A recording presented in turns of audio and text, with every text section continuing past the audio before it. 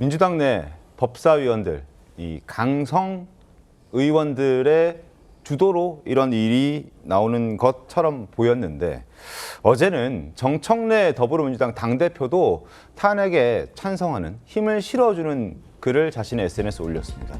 우리 국민은 박근혜, 윤석열 전 대통령도 탄핵했다. 대통령도 갈아치우는 마당에 대법원장이 뭐라고? 대법원장이 뭐라고? 라고 얘기를 했습니다. 대법원장도 충분히 갈아치울 수 있다. 탄핵할 수 있다. 라는 취지로 해석이 가능한 그런 SNS를 어제 올렸습니다. 이 정도면 황대진 논설위원님, 당 대표가 얘기했으니 당론으로 봐도 괜찮은 건가요?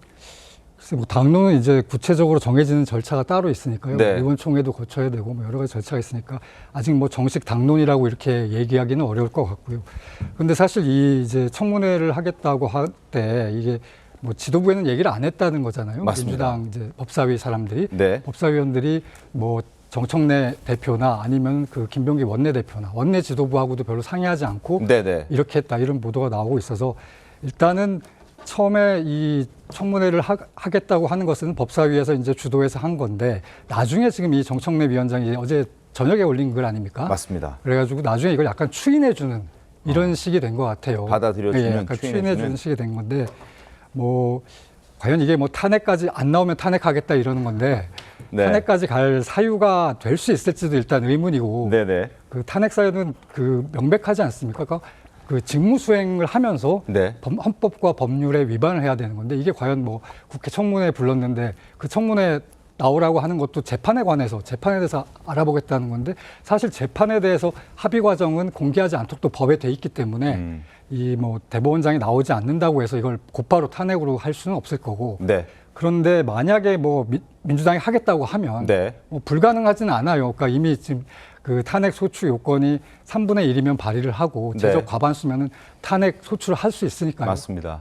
민주당이 하려면 할 수도 있겠지만 과연 민주당이 그렇게까지 할 것이냐.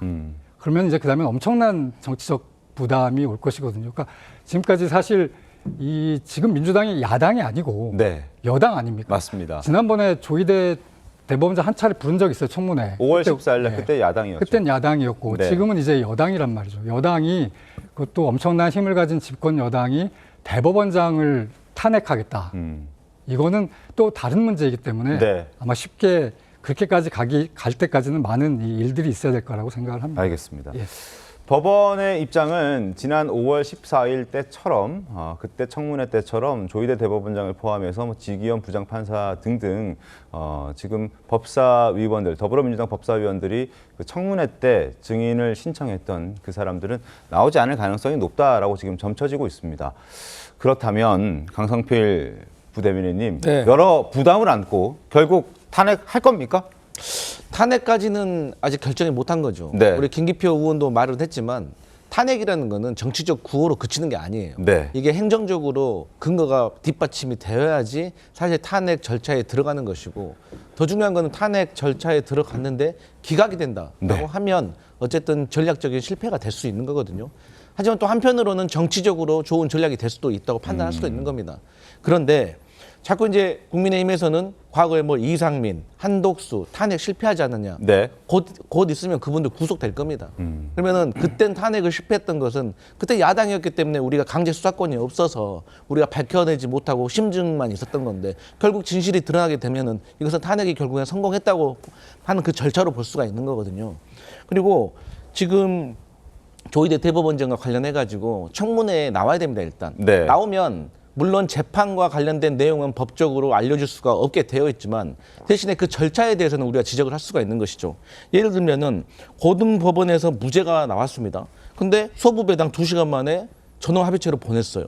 근데 전원 합의체에서도 이게 보통 한 달에 한 번 정도 전원 합의체 이 절차가 있는 건데 이것을 이틀 연속으로 해가지고 이것을 대선에 개입했다는 지금 결과는 나와 있는 거잖아. 그러면 왜 그렇게밖에 할 수 없었는지에 대해서는 충분히 물어볼 수 있는 것이고 또 그 전에 수상원 해동이라든가 있으면 그 전에 민주당에서 또 많은 증거가 수집이 만약에 된다고 하면 또 거기에 대해서도 물어볼 수는 있는 것입니다. 그리고 탄핵이 나중에 들어갈지도 사실 지금 불투명하지만 네. 들어간다고 하더라도 또 나중에 진실이 밝혀지면 어떤 결과가 나올지 모르기 때문에 지금 민주당의 당원들과 지지자들 그리고 저희는 많은 국민들이 어찌됐든지 간에 조희대 대법원장에 대한 분노가 크다. 신뢰가 무너진 상태이다. 그래서 이것을 간과할 수 없다라는 게 민주당의 주장이고 정청래 대표가 저렇게 말한 것이 당론이냐 아니냐를 떠나서 많은 당원과 지지자들은 이미 심리적으로 이 사퇴를 해야 된다라고 생각하고 있다. 이런 말씀 드립니다. 알겠습니다.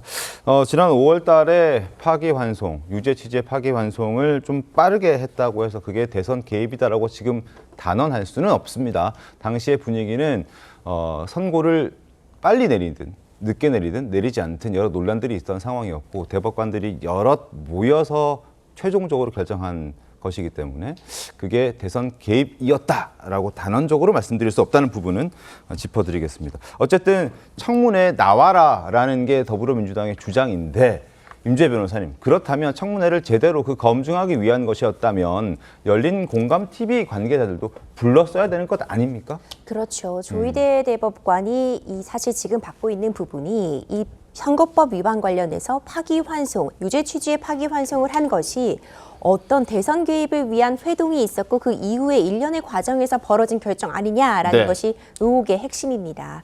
그렇다면은 청문회를 통해서 정말로 이 파기환송하는 과정에 누군가의 외압이 있었다면 그 외압을 주장하고 있는 쪽의 그 이야기도 좀 들어봤어야 되는 것이 아니냐라는 비판을 좀 피하기는 어려워 보이고요. 네.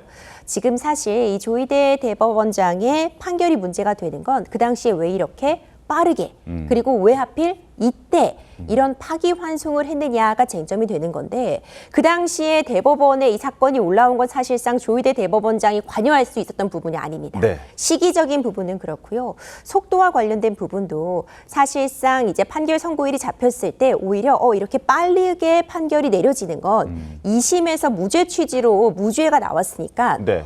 다른 부분 없이 대법원에서도 그대로 무죄가 되는 것이 아닌가라는 당시엔 분명히 기대감이 있었기 그래서 때문에 당시에 민주당 의원들도 거기에 긍정적인 메시지를 내기도 했었죠. 그렇죠. 당시에는 이 빠른 속도에 대해서 오히려 잘한 결정이다라는 네. 움직임도 분명히 있었습니다. 근데 이제 결론적으로 보자면은 유죄 취지로 파기환송이 있었고 그 결론을 놓고서 문제를 제기하는 것은 불가능하기 때문에 네. 어찌 보자면 이 결론에 대해서 문제 제기를 하고 싶은 것인데 표면상으로는 이 속도와 시기를 문제 삼는 것 아니냐라는 비판이 나오고 있는 지점이기도 합니다. 네.